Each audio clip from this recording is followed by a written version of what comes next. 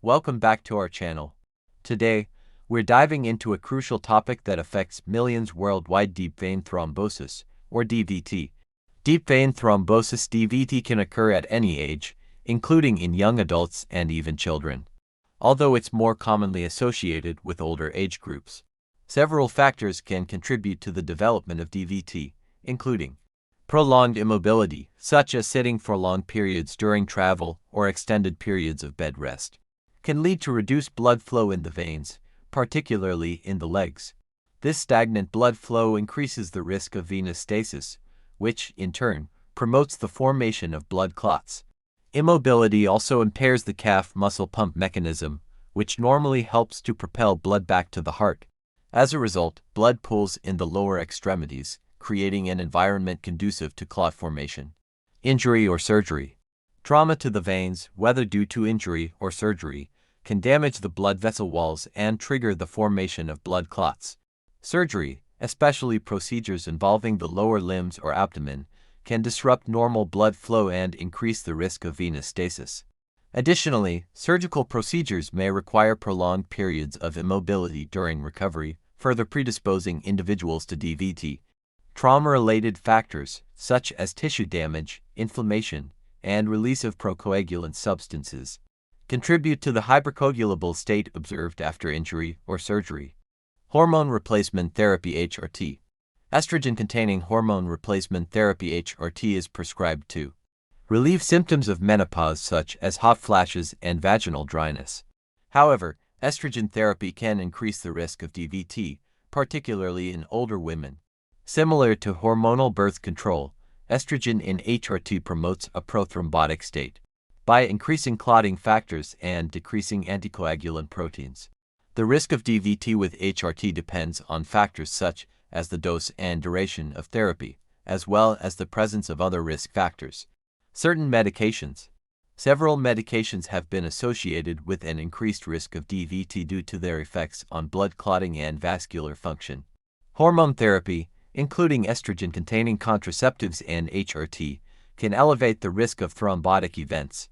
Chemotherapy drugs, particularly those that target rapidly dividing cells, can damage blood vessels and interfere with platelet function, leading to an increased risk of clot formation.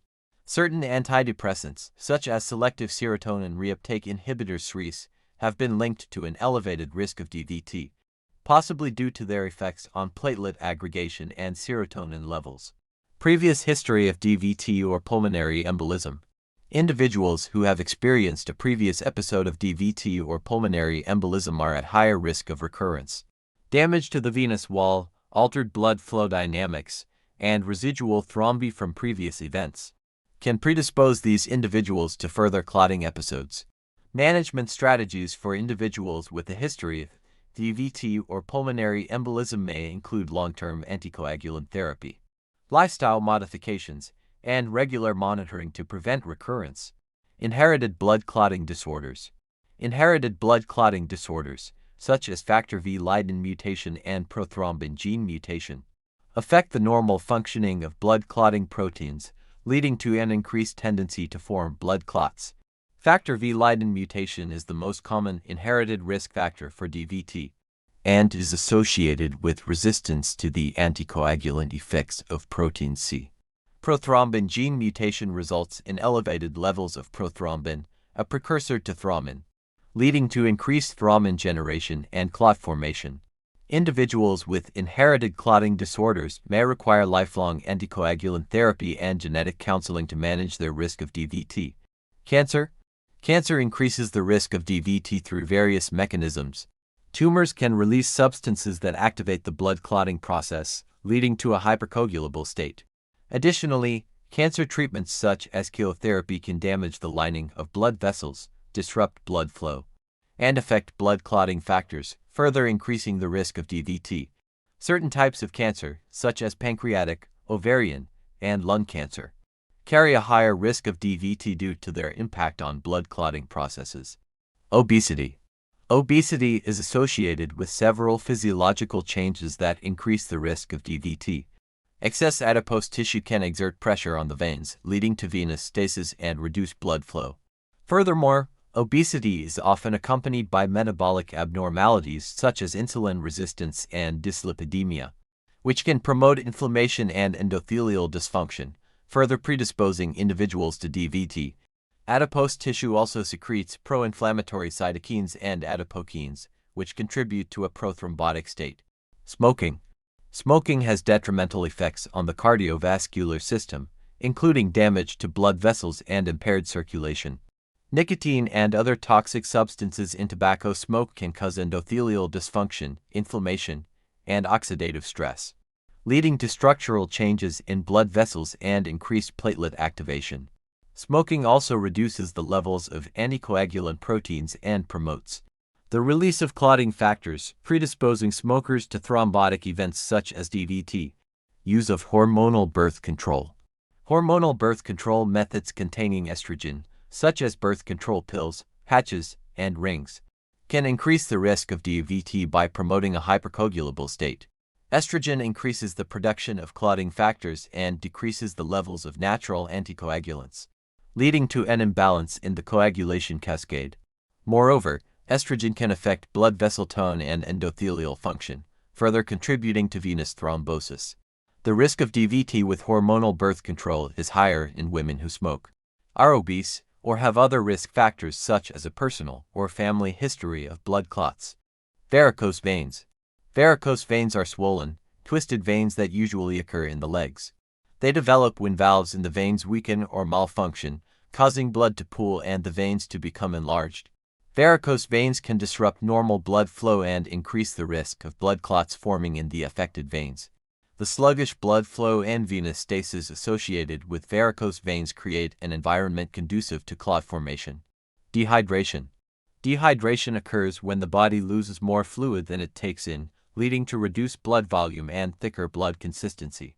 Dehydrated blood is more prone to clotting due to its increased viscosity. Inadequate fluid intake can also lead to decreased urinary output, which may result in the accumulation of waste products and electrolyte imbalances that can further affect blood clotting processes. Travel. Prolonged periods of immobility during travel, especially by air, car, or train, can increase the risk of DVT. Immobility slows down blood flow in the legs, leading to venous stasis, which promotes the formation of blood clots. Additionally, the reduced cabin pressure and dry air in airplane cabins can contribute to dehydration, further increasing the risk of DVT. Age. Aging is associated with changes in blood vessel structure and function, as well as alterations in blood clotting processes, which can increase the risk of DVT. Older adults may have reduced mobility and underlying health conditions that further predispose them to DVT. Age-related comorbidities, such as heart disease, diabetes, and obesity, can also contribute to an increased risk of blood clots. Inflammatory bowel disease (IBD). Inflammatory bowel disease (IBD), including Crohn's disease and ulcerative colitis, is characterized by chronic inflammation of the gastrointestinal tract. Inflammation associated with IBD can affect blood vessels, leading to endothelial dysfunction and increased clotting activity. Moreover, individuals with IBD may have elevated levels of inflammatory markers and procoagulant factors, further predisposing them to DVT. Kidney disease. Chronic kidney disease (CKD) is associated with abnormalities in blood clotting factors, platelet function, and endothelial dysfunction, which can increase the risk of DVT. Reduced kidney function impairs the clearance of waste products and electrolytes from the blood, leading to a prothrombotic state. CKD patients often have comorbid conditions such as diabetes and hypertension, which further elevate their risk of DVT. Heart failure. Heart failure is a condition in which the heart is unable to pump blood effectively to meet the body's needs. Reduced cardiac output and venous congestion associated with heart failure can lead to sluggish blood flow and venous stasis, increasing the risk of DVT. Additionally, heart failure is often accompanied by comorbidities, such as atrial fibrillation and pulmonary hypertension, which further contribute to a hypercoagulable state. Genetic factors. Genetic factors play a significant role in predisposing individuals to DVT. Inherited conditions such as factor V Leiden mutation, prothrombin gene mutation, and deficiencies in natural anticoagulants, for example, Protein C, protein S, antithrombin can disrupt the balance between clot formation and clot dissolution, leading to an increased risk of thrombosis. These genetic abnormalities affect various components of the coagulation cascade and can be identified through laboratory testing. Individuals with a family history of blood clots or known genetic risk factors may benefit from genetic counseling and targeted screening to assess their risk of DVT. Medical conditions. Certain medical conditions predispose individuals to DVT by promoting a prothrombotic state and/or affecting blood flow dynamics.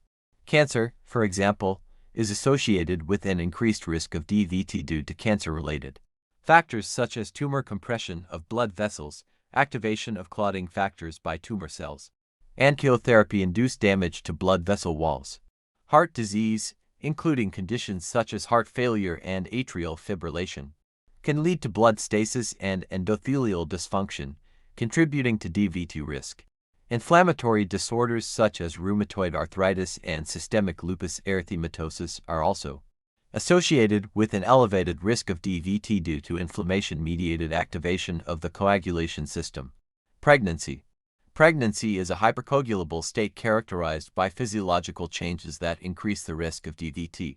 Hormonal fluctuations, particularly increased levels of estrogen and progesterone, promote venous dilation and decrease venous tone, leading to venous stasis. Additionally, the growing uterus exerts pressure on the veins in the pelvis and legs, further impeding blood flow. Pregnancy-related factors such as immobility, especially during the later stages of pregnancy, and endothelial injury during childbirth contribute to the increased risk of DVT. Women with additional risk factors, such as obesity, advanced maternal age, or a personal or family history of blood clots, may be at even higher risk during pregnancy. Thanks for watching. Don't forget to like, share, and subscribe for more informative content on health and wellness. Stay tuned for our next video, and remember, your health is your greatest asset. Take care, and we'll see you in the next one.